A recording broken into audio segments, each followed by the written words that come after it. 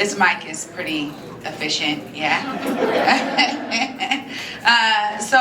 I am Traeanna Holiday, the Communications Director for Washington State's Office of Equity. We're so glad to have y'all here today. I will pass the mic to my colleague here who will also introduce themselves. Hi everybody, my name is Rook Hope. I use they, them pronouns, and I'm the Communications Specialist at Office of Equity. And I've had the honor and privilege of working with Trey for a few years now, and we first worked in community organizing in Seattle, and then ended up working with the Office of Equity after a few years. So it's been really cool to work with Trey for a few years and kind of continue into state. This is both of our first state positions, so thanks for being here. Yeah, so anyone here familiar at all with the Office of Equity? It's a new office. Okay. Right on. We got established under an RCW to really bring about some change across state government. And so today we're excited to talk to you a little bit more about how we're doing that with the communications team. Communications is oftentimes the way that folks understand or get to know your work. So we take our work really seriously. We understand that we have a lot of work to do to start changing the hearts and minds of not only state employees, but also Washingtonians, those that we're serving, right? Because we have work to do to build trust. And both of us coming from community, we understand that all too well. So I want to talk about a bit about our overall communication strategy. And there we go. So one of the things that we know that works is through community approaches. Building relationships intentionally is one of the things that you have to do in order to reach people. They don't want to hear from you if they don't know who you are. And so one of the things that I think is important for us to bring to state government is personalizing our approach to communications. How many of you have seen agency leads be on video or be in podcasts and talking about their work? All right. We need to bring it to more people. At the end of the day, one of the things that I experienced was I've been in Washington pretty much my whole life, lived in other places over the years, but born and raised in Seattle, and I don't know who's doing what at state government. And even when you try to tap in, what does that look like from a person who has no ties to state government? So a lot of the work that we do, we kind of love to bring that lens to it and create a purview that allows for those that we're serving to be a part of what we're actually building and creating. And that's essentially one of the key elements to how we lead with equity. It's an interesting word, equity, because we have this whole DEI train. I think we're all familiar with the DEI train. When I first got into advertising, I was one of 3 black women in this advertising firm. So day 2 on the job, they're like, can you lead our DEI work? At the time, actually, it wasn't even DEI. It was just diversity and inclusion. Equity wasn't a part of it. And I was like, I just stepped foot in the door. I'm not even sure what that means, right? So there was a wave of DEI experts. I don't mean to put it in quotes, but I'm putting it in quotes, okay? Of DEI experts who were flooding the country, the globe, with DEI work and trying to get corporate spaces, private and public spaces, to identify their gaps when it comes to DEI. It was interesting to me as a black woman because I was like, hey, y'all are just trying to talk about my lived experience, but you're getting a lot of it wrong. And so bringing that lens to the communications team for the Office of Equity is something that drives and fuels me, because people hear Office of Equity or see our logo and think, oh, we can connect with y'all for DEI work. And we're like, no, we don't do DEI work.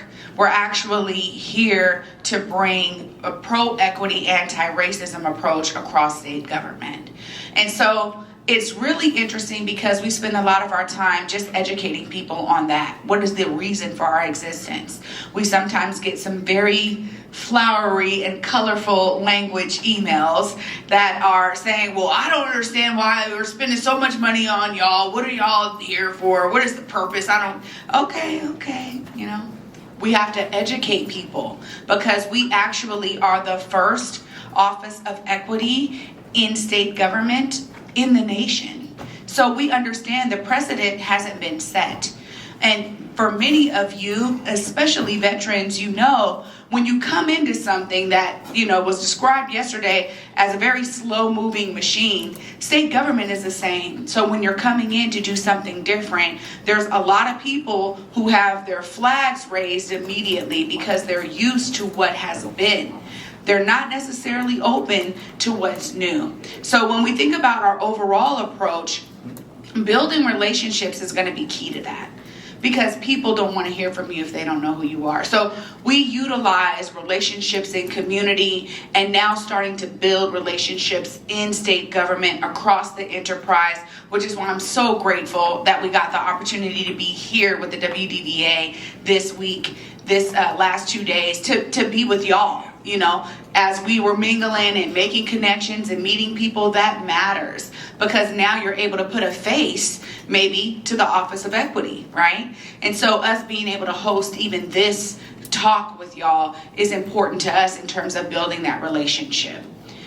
But there is about over 150 different state agencies. So we have a lot of work to do in that regard when we talk about building relationship. And that's going to be essentially on me as the director. So I can lean on my team to do the other work, but the relationships are key to people being able to not only understand our strategies. First, we had to build them.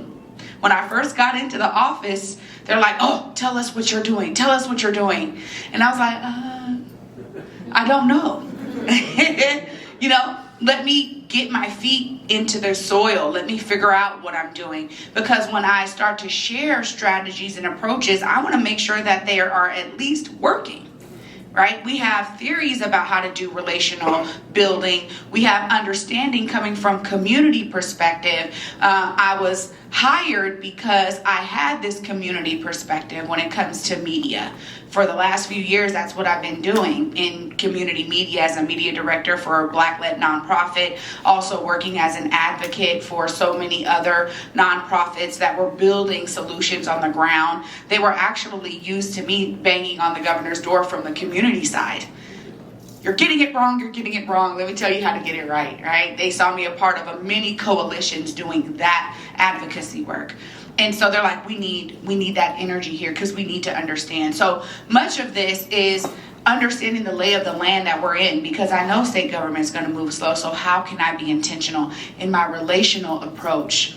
Building within communities is key to this because not only do we have to make sure we have relationships within state government and across the enterprise, they call it, but also when we put messages out, we want to make sure community is ready to receive them. Now community has to be reintroduced to me as someone who is representing state government. And for some, they're like, are you sure you want to do that? Because, you know, sometimes it's us versus them when we're in community. And so much of now my approach inside of community is explaining the opportunity to begin to change and shift the mindsets because I'm in the system now. So bringing that approach within communities is key. It's really what I spent the first few months doing because people were used to me. I do TV and media, so people see me a lot and they're like, wait a minute, now you're working for them, you know? So to explain that is really essential to me keeping those relationships within community as a key metric for how I'm doing my job and also something that I get to go back on to measure my success. Is community still listening? Do they care about the work we're doing? Is equity the driver or is our messaging the driver? So there's a lot of different nuances that are layered within that if I don't have those relationships in community, it's going to fall on deaf ears. One of the things that I really am working to get my team in my office to understand is that When we talk about working for Washingtonians, primarily state employees are also Washingtonians, right? So it's not just like outside of state government. We're talking about the very people who are our colleagues, who are working alongside us, the ones who sometimes, really unbeknownst to them, are upholding systems of oppression. The systems are just the systems, but people actually move the system or don't, right? And so getting folks to understand where it is in their very job that they can have the opportunity to push the boundary. Where it is where they can start opening themselves up to being in community, so that it's not just my experience, but what I'm sharing is the beauty when we co-create with community. And so we can't just be state employees seeing it from one lens. We actually have to be in the communities that we live in. We need to be a part of them. Whether that means that you volunteer for a nonprofit 1 hour a week, or you're out at community events so people get to see you, or your agency is tabling so you're sharing the resources that you have in state government. And it could be anyone. Doesn't matter what you do. At the end of the day, being within community is going to be key to everyone beginning to trust you and trust your agency. They're going to say, you know what? No, I know Michelle is there. I know Bob is there. You know, I see Bob at the grocery store. Our kids are playing on the same Little League team, right? It's these kinds of touch points in community that are key to ensuring that the messages you share are actually landing with the people you want them to land with. Being engaged in these grassroots initiatives. Oh my goodness, how many of you know of nonprofits in your area? Show of hands. This is beautiful. I hit this, and a lot of people are like, I don't know. I just go to work, I go home, I'm focused on my kids. My job is a lot. I love seeing that many amount of hands, because we actually have the opportunities to be that engaged in the grassroots initiatives that are happening in our area. When you do that, you're actually becoming a part of the solution in a greater way. Maybe you're already doing that in your actual 9-to-5 job, but when you're like engaged and you're able to get their newsletter when they send it out, and when they're saying, look, we need advocacy on this or that issue or this or that policy or legislation. Now we're talking, because now we're cooking with grease, yeah? Now we're getting the people to actually understand who we are because of our actions, because of our intention is being shown, right? It's actually being felt on the other side.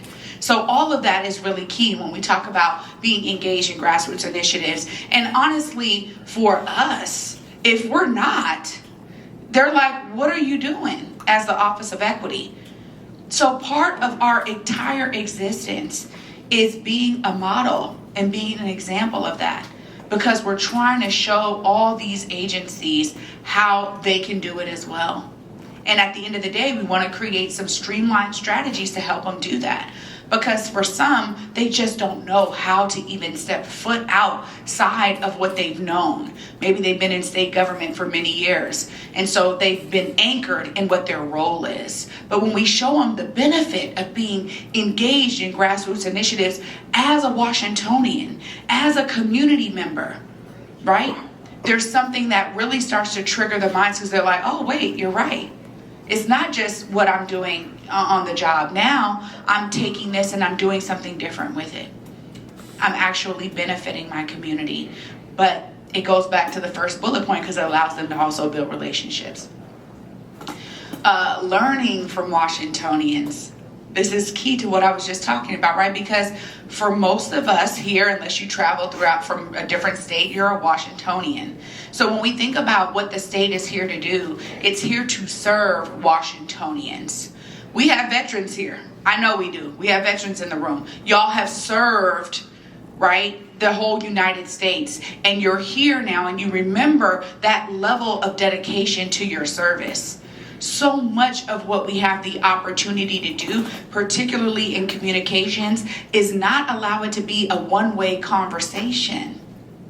We get to open up the opportunity to learn from those who we're putting messages out to learn from all of the Washingtonians that we're serving. The more that we do that and we actualize the lessons that they're sharing with us, we start to embed those lessons into our approach and our strategies, the more they're actually seeing themselves in state government. The more they're seeing themselves and their suggestions, their lived experience, the priorities that matter to them are now funneled and weaved into our approach with how we address them. So it's a beautiful thing because there's benefit in all three of those points. There's benefits that we sometimes don't even know how to measure because some of this is really not quantitative, right?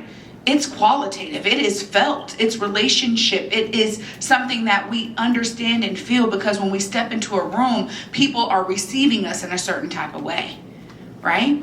And it's not something that you can necessarily put on paper. Believe me, I have tried.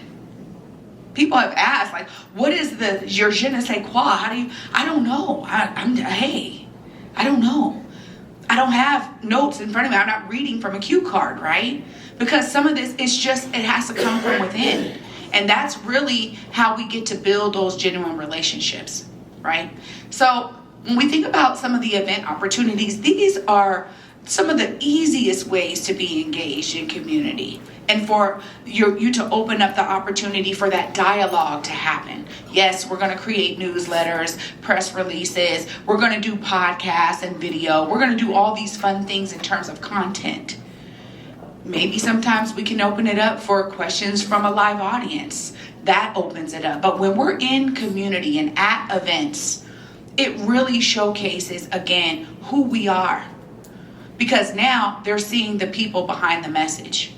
This is for WDVA, any other state-ran agency or office. When we're out in community, tabling, speaking, presenting, us doing this is a part of it, right?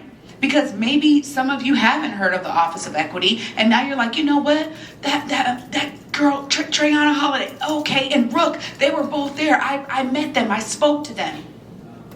So there's something special about tabling. We see a lot of folks out here tabling too, right? They have resources they wanted to make sure that the attendees knew about. But when you pass by a table, you got the opportunity to sit there and have a conversation. Learn from them. Not just what they're sharing, but maybe who they are. What neighborhood they live in. Oh man, my granddaughter is actually in your neighborhood. You start to have other touch points because you're visible, you're in community, you're making it real for folks. You're bringing yourself out into the community. One of the things that I used to say when we worked in advocacy was we need to personify what we're doing. What I saw my role as a media director then was to personify the messaging. And people don't always think about this, even when we think about design, community development. When I was in school for urban studies and communications, they didn't talk about human-centric design. Now, community voice is at the center of design. So how do we put community voice at the center of what we're doing when we talk about communications? It's key. How do we build relationship so that we are reaching our veteran community? Well, it starts here, right? It starts with me working with WDVA, Brooke and I being present, building relationship with the folks there. That's been so key because now they're going to help us identify where we're falling short, right? And we can bring all of the innovative communication strategies to say, okay, here's how we can fill some of those gaps. Thanks for pointing it out for us, right? Where can we be where we can be building those relationships with our veteran population in a more intentional way? So events help us do that. This event is one pure example of that. When we think about the enterprise, again, for me, I see it twofold because community is Washingtonians. The enterprise is also Washingtonian. So, but I realize the work ahead of me to remind people that although they're working in state government, they're also Washingtonians benefiting from what state government brings. And we're here to work for the people. So I'm realizing, especially for those who've been there for a long time, there's been a huge disconnect. So how do we bridge that gap? Well, one of them is exactly what I was talking about. The Office of Equity beginning to set the example we cannot be talking the talk without walking the walk. We just got our newly directed or appointed director, Megan Matthews, who's been, y'all know Megan, y'all, so y'all, okay, I see the yes, right on. And honestly, it's a beautiful thing because she's been working at the Office of Equity almost since it began. And she's also been in state government for 15 years. So her perspective and her lived experience shines through her leadership. We're grateful to be able to be led by someone who has that level of perspective and lived experience. And so much of it is being able to create innovative approaches.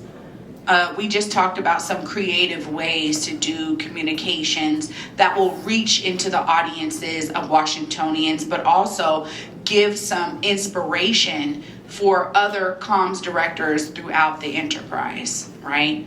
As we share best practices and strategies, you know, Brooke and I already came in with some different ideas. We're like, oh, do you have this software? Do you have this thing? Do you have, and they're like, oh, what? Right? But it's because we're like, oh, we did this. We ran a whole communications machine before. So let us try to innovate some of the systems y'all are using, because there's some new things out there that we can utilize to innovate our approach. Also, when we talk about shared experiences, how do we offer that expertise? How can I be more intentional to build relationships so that now that I've got some footing and I'm building a team, they can handle all of the day-to-day comm stuff, and I can actually be out building those relationships to share even on a one-on-one basis, because that for me is how you really build relationships. There is a, bi-weekly communications directors meeting that I'm going to start plugging into even more, because I want to be able to share those opportunities with other folks who are also doing the work, my counterparts all across the enterprise. That's going to be important to this work. But we also know too, when we talk about reaching into specific populations, later in our presentation, we have a couple of great examples of that, because there's also a layer of intentionality you have to have when you're talking about very specific demographics. So that's one of the things. And then, agency collaboration, something like this again. They reached out and said, are y'all open to, presenting? I'm like, I don't care how busy my schedule is. Absolutely. We need to be there, because I don't know them and they don't know me. And the only way for them to get to know me is to work with me. The only way for me to reach y'all is to be here, right? So the opportunities abound. How can we take on those opportunities to co-create great experiences for audiences, again, and for Washingtonians, right? How can we do that? Well, we have to step up to those opportunities when they present themselves. And we got to be engaged and interesting enough that we can keep y'all here for the time that we have, right? I mean, a part of it is being able to be authentic. And I say it all the time. If I can show up as my authentic self, you're going to know me regardless if you want to or not. Because I'm going to show up like this every time, right? So there's something very strong about that. But it allows us to create collaboratively with different agencies, and then maximizing the tools that are provided to us. Not only are we bringing in new tools, but now we're like, okay, there's a template for how we can create newsletters, right? So we're like, let's explore this template to the max.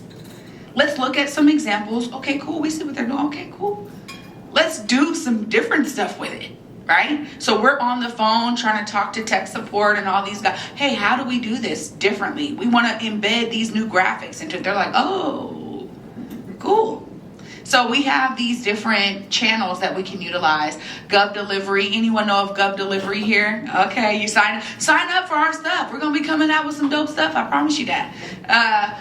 Also, we have listserv already, right, with different groups and different employees throughout state government. And then media channels, that's on us to kind of co-create too within our team, because we want to make sure that whatever we're producing is reaching the maximum amount of people. And yes, it's going to grow over time, just like we see with social media, right? We're just getting going. It's going to take some time for us to get to 20,000, 30,000 people, but we are going to be working toward those major goals, because again, we want to be reaching everyone. There's 60,000 employees in Washington State. Oh, That's a lot of folks. And it's still only a fraction of the whole state, right? At least reach those 60,000. How do we get them engaged? It goes back to my first points. If I'm not building relationships, if my team is not building relationships, if our staff is not building relationships and giving folks the opportunity to tap in those really authentic, specific ways, it ain't gonna happen, right? It's just not real. So this is why all of those points really feed into the other. Is there one more for me? I think we're gonna go to questions maybe. Yeah, any questions for me before I pass the mic to Rook? I'm gonna give you an example of what we're talking about. Yes? So you're talking about media and places to find this information. Is it on the WDVA website anywhere? So it's not yet. And what I think we can do is at least give them the link. If you go to our website, equity.wa.gov, you'll be able to see what I'm talking about. We're also rebuilding the website right now. But if you go there, you'll at least be able to see where to connect with us because we're just getting going on socials. And then not to hog time. No, you're good. I actually have a digital navigator at Lowell Columbia College. Are you willing to go to a school and do the same thing for 100%. a group of veteran students? 100%. Yeah, we'll connect. Make sure we get there. Yeah. So I'm also a vet navigator, but I'm out of Pacific University. And so I'm going to my second year, so I've already been at my school for a hot minute. And I've had conversations with our DJS, or Diversity, Justice, Sustainability. So basically, DEI, we're a coalition within the school, and trying to have those conversations with them that when they're looking at all these different identity groups, veterans are also an identity group, but they were excluding us because of some of the other identity groups that were in their populations weren't comfortable with us. But then we started falling by the wayside and started becoming less and less of a priority because it was some populations within our student body felt that we were offensive. They didn't know a single veteran, and therefore they lump when they have a view of the military or the police, they then project that onto these student veterans who are then being excluded or being targeted in the classroom. And so it's how, when you started working with other entities and trying to explain what equity is versus DEI, how do you have that conversation in a productive way that doesn't, make them just want to walk out the door? That's a really great question because sometimes it can get volatile, right? I mean, you're absolutely right, especially when people are really stuck in their understanding. So much of it is really examples. That's the best way that I've been able to approach those kinds of conversations. If I'm talking about what the DEI train has done, I really want people to look back and say, well, how much progress did it bring to people? Have you felt the progress? Equity is essentially about ownership. People have to really wrap their minds around that because it's not just now everybody gets a slice of the pie, right? It is, okay, who's gotten the biggest slices and now who needs to get the bigger slices to make it balanced? So parts of it is that, and it's also really giving examples because examples help people understand it more. It makes it more concrete. I'd say also, like I was in this room just yesterday at the moral injury conversation, and that was really, I think that ties into this too, of like being vulnerable is a huge part of relationship building. And I know that's hard when people are being exclusive, but that to me is having one-on-one relationships to actually start building those foundations. Because yeah, a lot of folks haven't interacted or interfaced with veterans and have this idea from media, from past experiences, from violence, all of that. So it is a lot of like actually opening up and being vulnerable would be my recommendation, which is hard. And which, I mean, we had a whole presentation in this room about vulnerability yesterday. It's not easy. And so that would be my response to that question. That's great. I see two hands, yeah. Excuse me for interrupting real quick. Can I have you guys ask your questions on the mic? Oh, here we go. We are recording. Okay. Thank you. My name is John Pestinger. I am the current chair of the Veteran Employee Resource Group for the state of Washington. And I work directly with the Office of Equity all the time to make sure veterans get represented. And I can tell you that the Office of Equity is definitely walking the walk and talking the talk. Both. they just hired Jasmine Remick, who's a veteran, and she was one of the best veterans in our group. She helped plan a hiring event for veterans at JBLM to make sure we bridged that gap. And then afterwards, Megan Matthews donated money to the BRGs to help make sure that we could develop veterans in transferring across. So I can tell you, the Office of Equity here is doing amazing work specifically for veterans, as well as supporting BRGs. So if you're a veteran, or if you're on the Friends and Family Plan, or if you work for the state of Washington, look up BRGs, they're business resource groups, they're on OFM BRGs, there's a list of all of them. I promise you'll find something that you relate to, one as veterans. So I relate to multiple. Because of the military, I'm a little hard of hearing. There's a disability inclusion network to make sure that people who feel disabled or are struggling with some sort of disability have a place to go and be heard and be helped. There's also Washington Immigrant Network, and I am a son of an immigrant. And so these groups are easy to relate to, and you'll find multiple that you relate to. My recommendation is to find one and join it, and you'll find out how they're doing help in your area as well as across the state, not just for you, but for people all across the state to help bridge that gap. So absolutely, Office of Equity is doing amazing work, and I'm so grateful they're here. Thank you. Amazing. Great to hear that feedback. I saw another hand. Here we go. Thank you. Good morning. My name is Bill Booth. I'm with First Nation Foundation and T3 Tribal Technology Training, so 2 nonprofits. In response to your comment and question, so prior to my work in the nonprofit, I was working corporate America, where when I was hired, oh, you have multiple things. So I'm Indigenous, I'm Two-Spirit LGBTQ community member, I'm over the age of 55, I am a veteran and a combat veteran, I'm a single parent, I'm a grandparent. So I covered every box that they needed to check for their DI programs. While in corporate, I ran our BRGs. I ran the Veterans Program. I ran the Two-Spirit LGBT program. Actually, I converted their current LGBTQIA+ program to the Two-Spirit LGBTQIA+. I created our Indigenous Employee Network and became the Pacific Northwest sponsor of recruitment and retention for Indigenous employees to one of the largest corporate consulting tax audit advisory firm in the nation.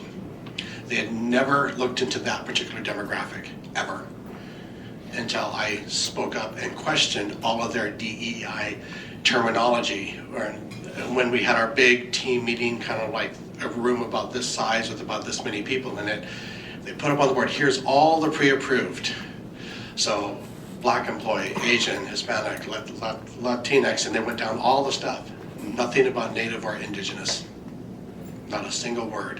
Veterans were on there, small print. So I spoke up. I was challenged to create, so I did. And then I invited all the BRGs to have this conversation. And come to find out, there was a veteran in every single BRG. But they never identified because of these fears, these stigmatisms. Oh, you only know combat. You only know how to fight. You only know how to fire a weapon. It's like, no. You know, here was a person who actually had a medical background.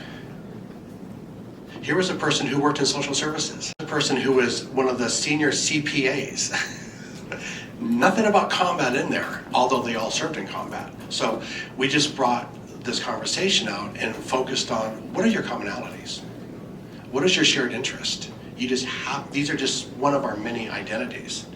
And that bridged the gap through the BRGs, at a national corporation, which preached DEI, but during the pandemic, when they laid off 10% of their entire employee, 90% of those people that were laid off, self-included, were part of the DEI programs because they didn't track those.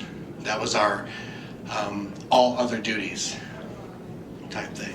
So it was just interesting. So my advice is call these different groups together, invite them to coffee. Just have conversation. You know, it's like say, build those relationships. Don't even mention veteran or LGBT or Two-Spirit. Any just have a conversation. Personalize it. Share your stories. Be vulnerable. Stand in front of a room of total strangers. And just, you know, nature will take its course. As veterans, we all did this when we went through basic training. We had to build trust with those that we shared this strange space with. We know how to do this. Just use that training, go forward, take that step. I can go on forever. Thank you. Great points made, and I'm going to pass the mic to Rook, who's going to share one great example of that level of intentionality to reach into our communities when it comes to communications. Hello. I'd say, just to add on to what you said too, like, I think we all have our boxes, and sometimes stepping outside of our boxes into like our humanity. I know I can relate to every single one of you in this room on something. Like, I'm a Washingtonian, I've lived here my whole life. Like, we have things we can relate on, and that is something I think we forget when we put ourselves in these boxes. So that's just my add-on. And then, oh, you're on it, thanks. So I was hired like maybe 4 months ago, like just under. And when I started, I got put on this project called the Digital Equity Forum, and kind of just thrown into it. Wasn't really sure what it was. And has anybody had issues with internet connectivity in their life? And yeah, come on, I know I have. I still do, and I live in Seattle. And that's kind of what this project is surrounding. And I'll share like a personal story. I grew up out in Granite Falls, if you're familiar, Snohomish County, kind of middle of nowhere. And we moved there in like 2006, early 2000s. And my dad works from home. I'm homeschooled, or was homeschooled, not anymore. And internet was a huge part of our life. My dad works in telecommunications, so he had to be online all the time.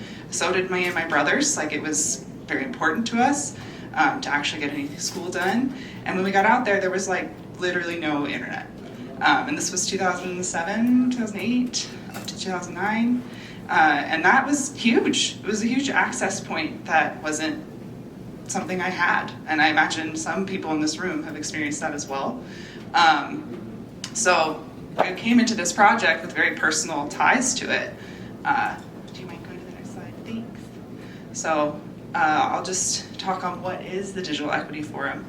Oh, and I want to share the missions and visions of it, because that's the only thing I have to read off of the slide. In the past few years, there's been like a broadband goal. I think Washington State Broadband Office and the Office of Equity have kind of teamed together to make it so that we all in Washington State have access to working internet and education surrounding internet by 2028.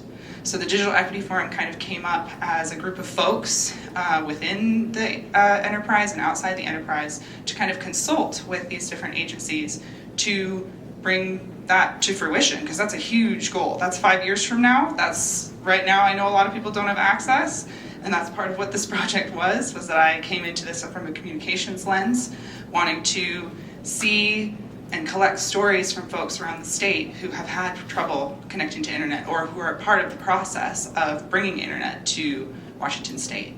So I'll just read the mission. So the mission of Digital Equity Forum is to make policy recommendations for the Washington State Legislature to consider that will allow all communities the digital connectivity required for full civic and cultural participation, employment, lifelong learning, and access to essential services. So over the past few years, the pandemic definitely affected a lot of this, but over the past few years, there have been many meetings and public comments. There was a meeting yesterday on the Digital Equity Forum where folks are just kind of collaborating and hearing from citizens, normal everyday citizens, people in nonprofits, Seattle Public Library members, folks who are directly affected and are representing communities who don't have access to internet. And how does Digital Equity Forum affect us as Washington residents? Thanks, y'all. I'm a little nervous, but I appreciate you for being patient with me. I mean, obviously it affects all of us. Like I think every single person in this room needs internet to work on their jobs, to socialize, to communicate with everybody. And so it'll be really interesting to see how this all goes forward. And the Office of Equity is kind of part of the conduit from community to the agencies to bring in more folks and actually have their voices heard of what kind of internet access they need. So I started gathering a huge PDF of all of the different like newspapers, newsletters, like of just different folks, tribal newspapers, veterans newspapers, like all these different things from around Washington State to see if we could start actually reaching out. And that's still in the process right now. Trey and I have actually accessed that PDF recently, and it's I know there's more, but it's at least 200 now. So it's a lot of different outlets that we want to start really reaching out to kind of bring people into this kind of work. And then we also started partnering with Converge Media, a Black owned media company in Seattle, to start actually going out and collecting stories on video to hear from folks. And one of those groups was a White Salmon veterans group. And we have a video that we collected. I think it'll go. Hopefully we can hear it. Oh, we can't hear it. Go into your settings and share audio. Yeah. Share computer audio, sorry. I'm a digital navigator. It's just a PowerPoint, so it's. Yeah, it's not a team, it's a meeting. But I figured this out. I'm with Yes, and you. then click on the press We're the willing. Intel audio, the display audio, and it should give you other options to share audio. Where? Really, right up there, right there. Yeah. Stand down. Maybe. It might Let's be see. laptop.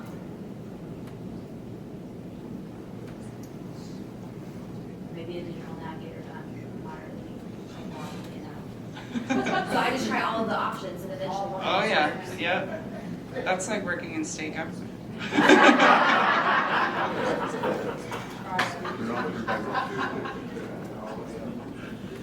You laugh, but it's wild to be hired into this job and be like, oh, I need all of these things that I'm used to doing and working in other communication spaces, and the amount of yeah, it's just laptop. the barriers. Sorry. I don't know what the Army, and I served for 10 years. Well, the current connectivity just in the actual city of White Salmon is not where it should be. It definitely glitches a lot. Out in my area where I live is actually worse. You just don't have the speed like you should. This area is a haven for veterans. We've got a disproportionate number of veterans in this area because it's the place they want to live. If they're in the VA system and they're trying to talk to their doctors, they have some difficulty because the connectivity doesn't allow them, because some of the areas away from here are a little bit more challenging than White Salmon itself. You just don't realize how much easier your life would be if you did have that capability. I served 7 years. I served from 2007 to 2014 in the United States Marine Corps. Deployed in 2010. I would get 3 megabytes per second, possibly up to 10. I wish it was really easier for me to get internet service out this way. I am a veteran, U.S. Marine Corps.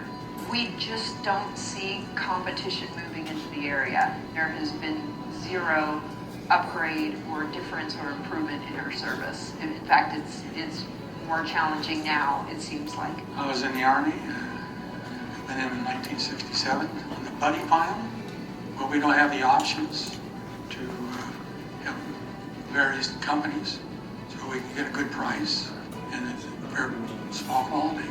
We couldn't have been in the city. Why should we be treated different? Have you ever not been able to do something because you didn't have internet? I understand you went to college, but we need the internet for you to do that, because if not, you're traveling back an hour and a half, 2 hours just to the Yakima Valley to go back to school. I homeschooled our 3 kids, all of them up through about 6th grade. We faced internet challenges in trying to homeschool. He doesn't read QR codes. He doesn't pick up any of those things that you need for him to get their standard discounts. So I feel discriminated against. When you lose the internet and not being able to help, somebody that walks in and they're just wanting a birth certificate, then, okay, guess what? I can't help you right now, my internet's down. And they need that birth certificate for a passport or for just legal purposes. So that then not only stops my job, but it stops their job as well in trying to process what they need to get done. That's the frustrating part, because we know it exists here in the United States. We go to other countries, like, okay, they're light years away from this happening, but we know it exists, it's capable of being here. For some reason, it just hasn't reached these areas yet. I just hope that we don't wait 6, 7, 8 years down the road just to be able to use our internet access that we've now had access to for how many years? Thanks, y'all. Ooh. Does anyone recognize anybody in that video? Yeah, Frank's here. I got to meet him yesterday because I didn't actually go out to collect these videos. We contracted with Converge Media to go, but I was sitting at a table and he walked by and I was like, I know you. And he was like, I have no idea who you are. But now I feel like a celebrity. So I got to actually make connection with him yesterday, and that's part of that relationship building too, is like, I was so shocked, and we were both just so shocked. It was a really beautiful moment to walk away and be like, oh my God, like you're in these videos. So, and make that personal connection, because now I have his phone number and his email, and we're gonna keep communicating and keep working and taking feedback and so on. Because the part of this process was community compensation. Like they all get paid for that. And there's been issues with that compensation. And so for me to show up and be here and be like, oh my God, I know who you are. And then he's telling me, oh, there's issues with that. I'm able to actually go and continue being an advocate for those folks who shared their stories in this. Because this is just a 3-minute video. There's 10-minute videos, there's individual interviews that were taken. And people shouldn't be giving their stories and uplifting that without, being compensated for it. So that was just something that happened yesterday that was pretty serendipitous and pretty beautiful about how cool our roles are as communications folks in the Office of Equity to be interfacing with all of you lovely faces, and people. So, yeah. Anybody have any questions?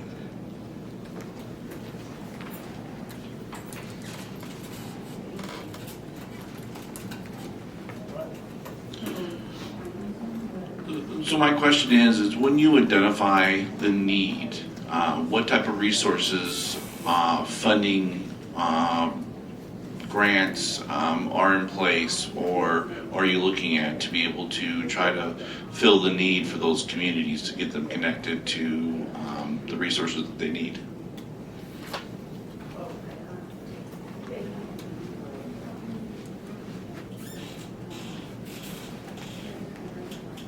Well, part of that is exactly what the Digital Equity Forum is about. There is a broadband program. And this is why we were talking to those folks, because we're figuring out where we need to be. And so that's a part of the work under the Department of Commerce. So again, this was our connection to it, was to really uplift the stories, but that's what the Department of Commerce is working on, exactly that. Identifying these areas so that they can bring the resources to those areas. And they have a broadband program that they are making sure hits specifically our rural areas where they have the hardest time. And so Department of Commerce is definitely working on that.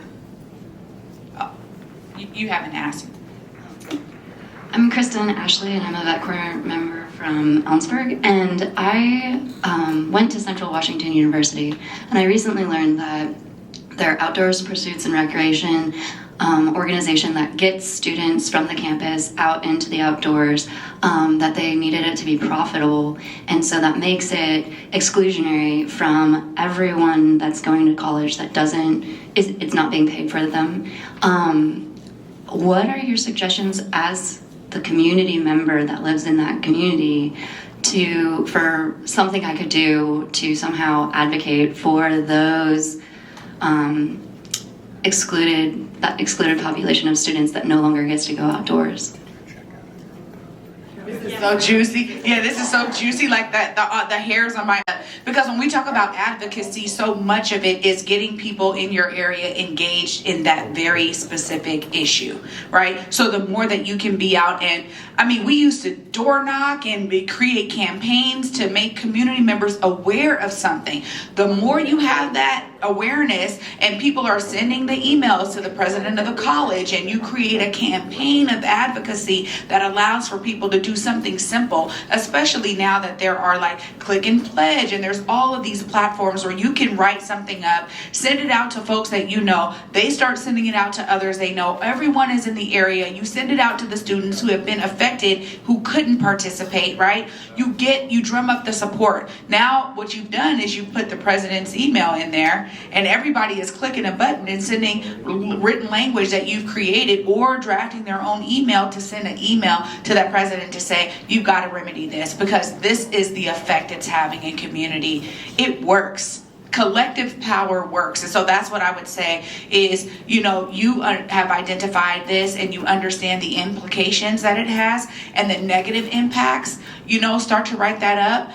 I would do a digital campaign if internet isn't an issue where you are. If it is, I would be door knocking. I would be tabling. I would be making sure people hear it, because petitions are real, and at the end of the day, you can get a list of signatures that says, yeah, no, that's not right. I would sign if I was, if you were in front of Walmart or something and I saw you, right? So it's really about hitting up your community in a multitude of ways to really drum up the advocacy, that it's not just now your voice. Now you got hundreds of people saying the same thing, hundreds of people either clicking that button to send that email to that president or whoever else is over that program that can make the change.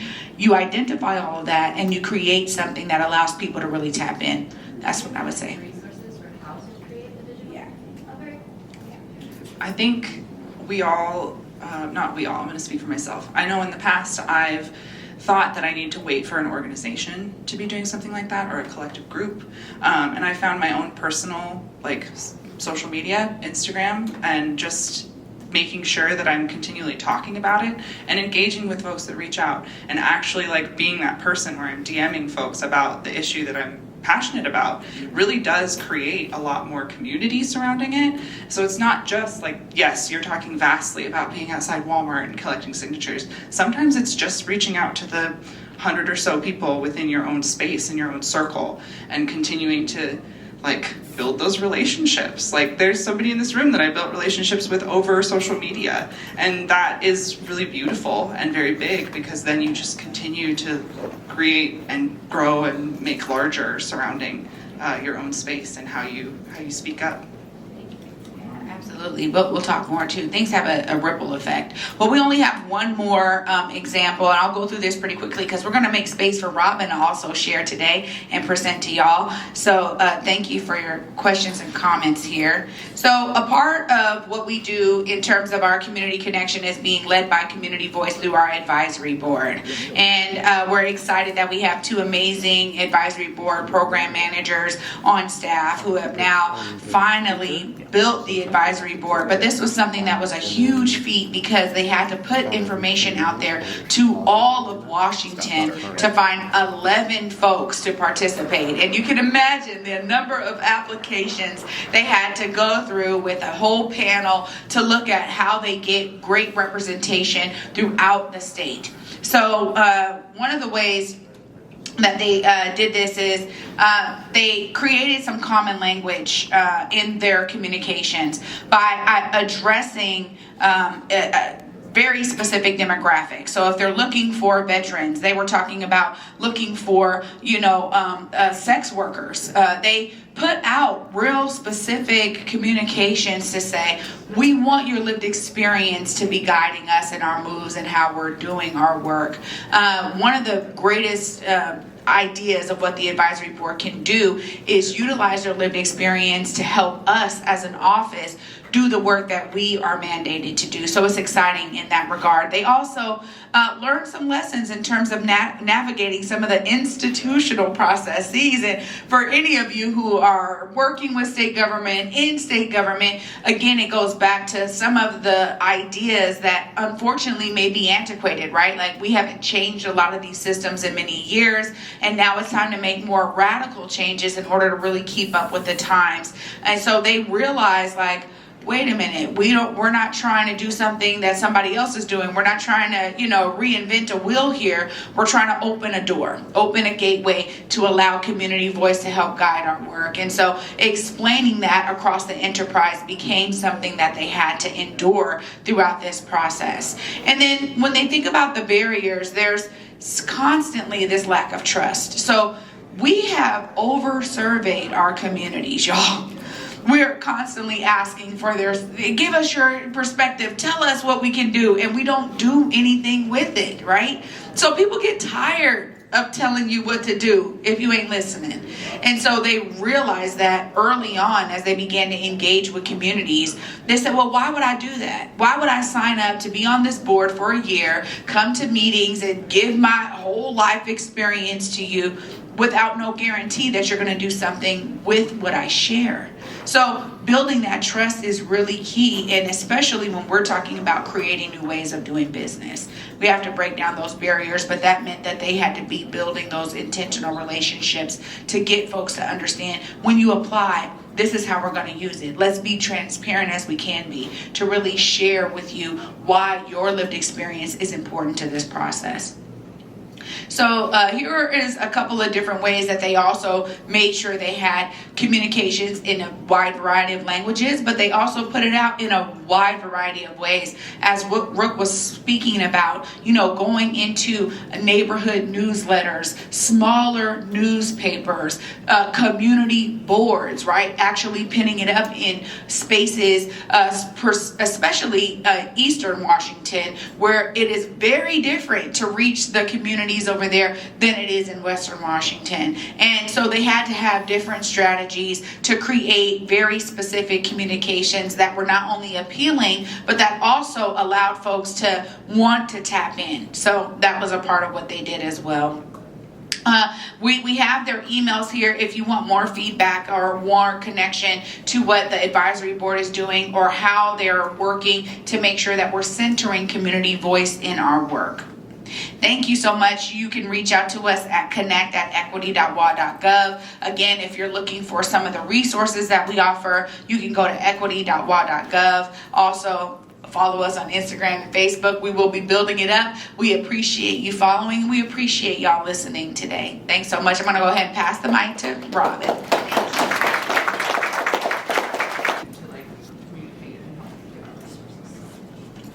If you give me a second, I'm going to try this.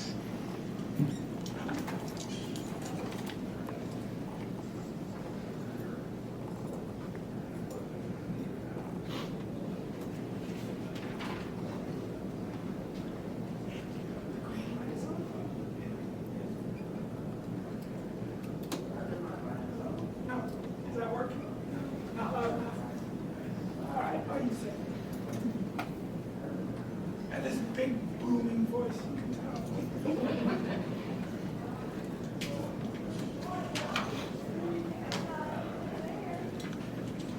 tell. Okay, so I was asked to come and talk about my ally program. My name is Robin, she, her pronouns. I am the LGBTQ Veteran Outreach Coordinator for your Washington State Department of Veterans Affairs. If you heard me the other day, there's only 2 of us in the nation. I don't work for the federal government, I work for the state of Washington. My job is actually written into law, which is pretty cool. Can you go to the next slide? So, when you walked in the room, did anyone notice the sign up here? Anyone feel like sharing maybe what they thought when they saw the sign? No? So for me, this is something that I consistently see on a college campus, seeing safe space, but not with veteran language on it. Something that is specifically targeted to veterans so that they know that it's a safe space. And, while there are other LGBTQ friendly spaces on campus, they're not necessarily veteran friendly spaces. And so seeing that, I was like, well, shit, I need to get one for my office. Thank you so much for sharing.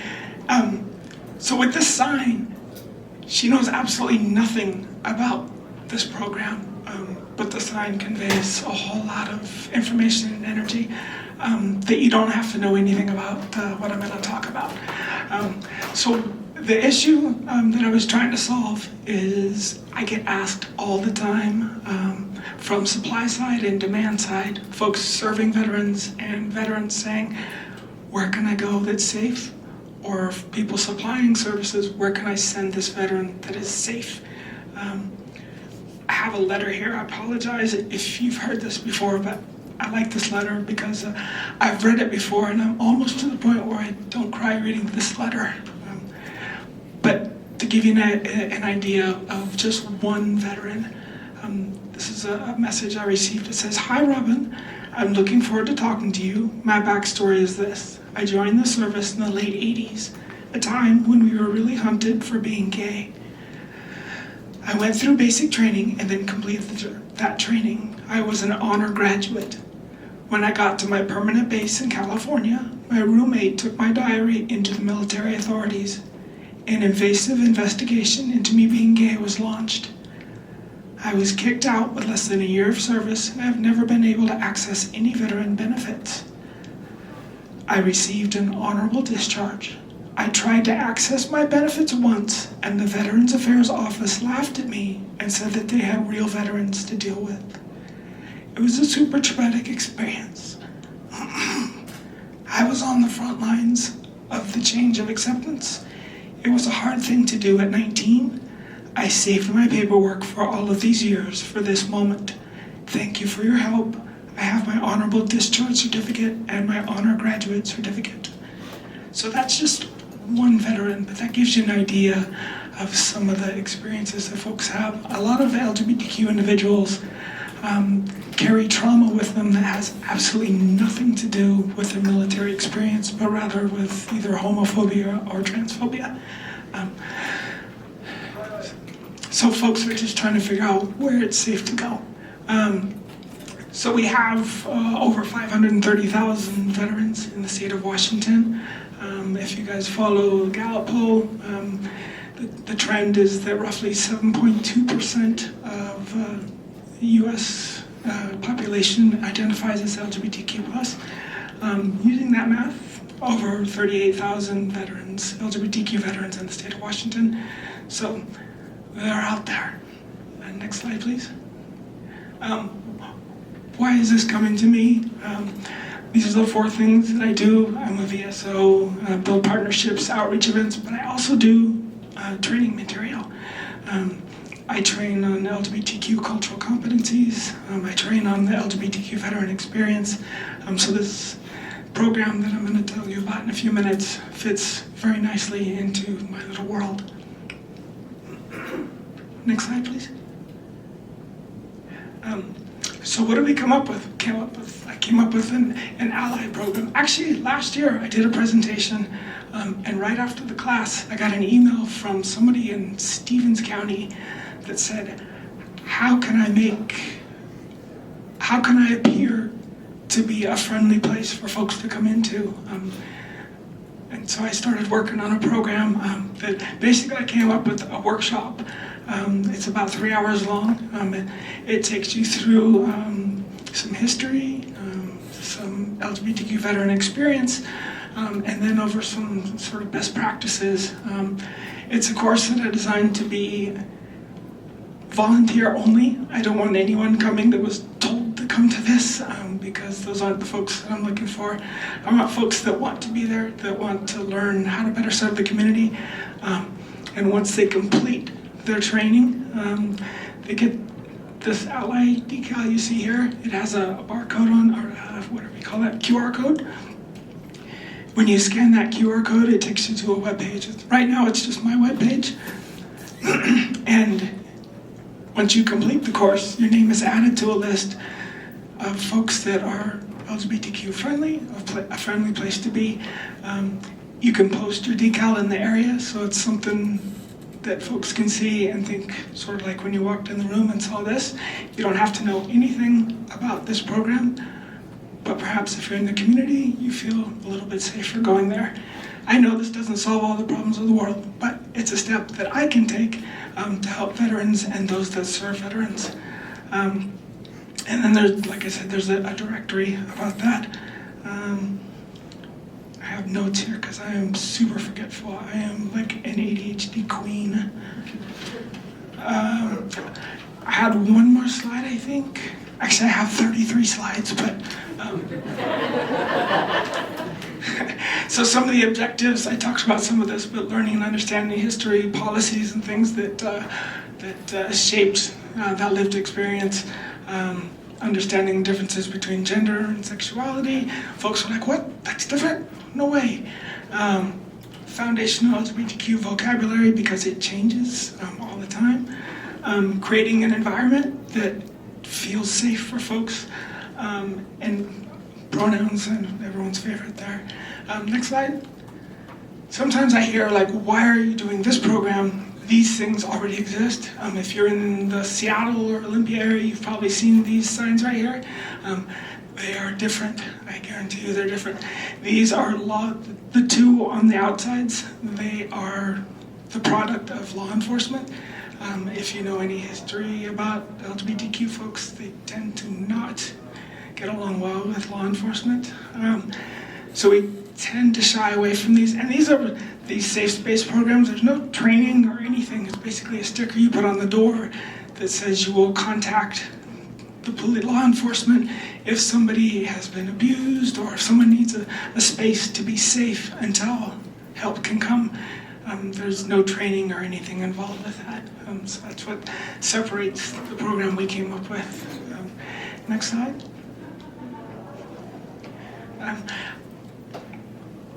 If you want, I can flip through these quickly.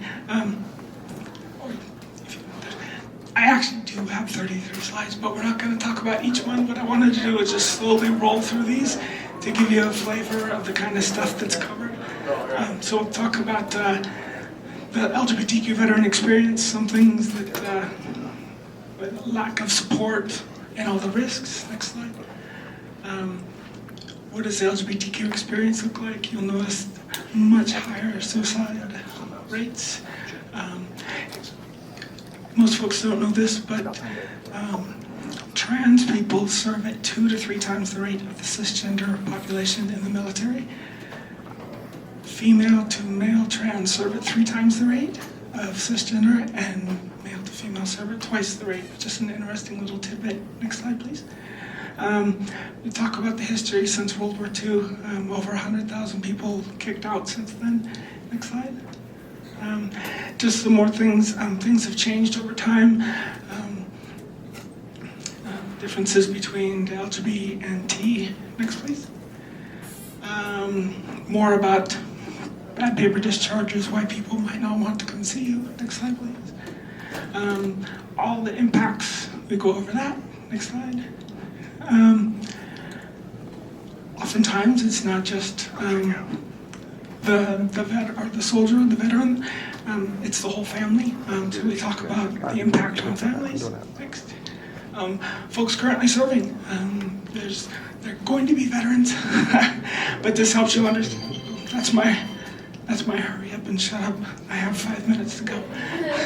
Next slide, please. Just some issues. Next slide. Some other disparities. Wow! That's the hook. Get off the stage.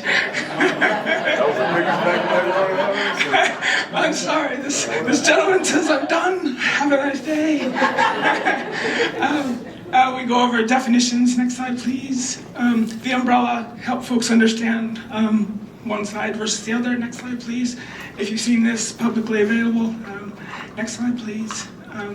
Another topic we covered, and our binary versus non-binary. Could be, I know, I touch on this, but I know this could be like multiple. This could be your doctoral thesis. I mean, I understand that. I just barely touch on it, but I think it's important for folks to understand. Next slide, please. We talk about your identity being a journey and not just a destination or a stop, like things change over time. Next slide. And then pronouns. Next slide. You can just kind of go quickly through these. Pronoun etiquettes. Next slide. Making mistakes. Next slide. Things in your business practice that you may see. Next slide. Next slide. I talk about inclusive practices. Next slide. And then give a chance for folks to ask questions. There's more than that, but I just wanted to give the flavor of what there is. Does anybody have any questions? I know I already got the hook. What is the process for signing up for the training? The process is for me to get off my butt and to coordinate with Tom. Tom left the room with VTSC to put the courses out. You may hear that my voice is not fabulous. The course was supposed to actually roll out several months ago, but I couldn't speak for several months, so I couldn't teach the course. I could stand up here and wave at folks, but I didn't think that would be entirely useful. So I've been pushing it off. Unfortunately, I may have another surgery on my voice, so it's kind of getting kicked down the road. Follow-up question. Yes. Then. Would you be willing to partner with somebody else who can use their voice? Yes. You provide the material, the script, and utilizing somebody else's voice as an ally so that we can end this training. I am fine with it. Yes, absolutely. I am fine with that. Yeah, I actually have a script written for people. They can read through the script. But yes, I'm fine with that. I've been trying to get this out the door. Just my stupid voice hasn't been cooperating. Do you have contact information that you're going to be sharing with us? I do. Next slide. Ta-da! Yeah. That takes it to a generic box. If you want my card, you can come grab my card up here. Any other questions? Are these trainings open to any organization, whether they be state government or not, specifically a 501c3? Absolutely, and I know I've talked with you before. Okay, yes, they're intended. My goal is to reach anyone who serves veterans. I've already done several of these with folks just based on one-on-one, like, hey, can you come talk to us? I've done that.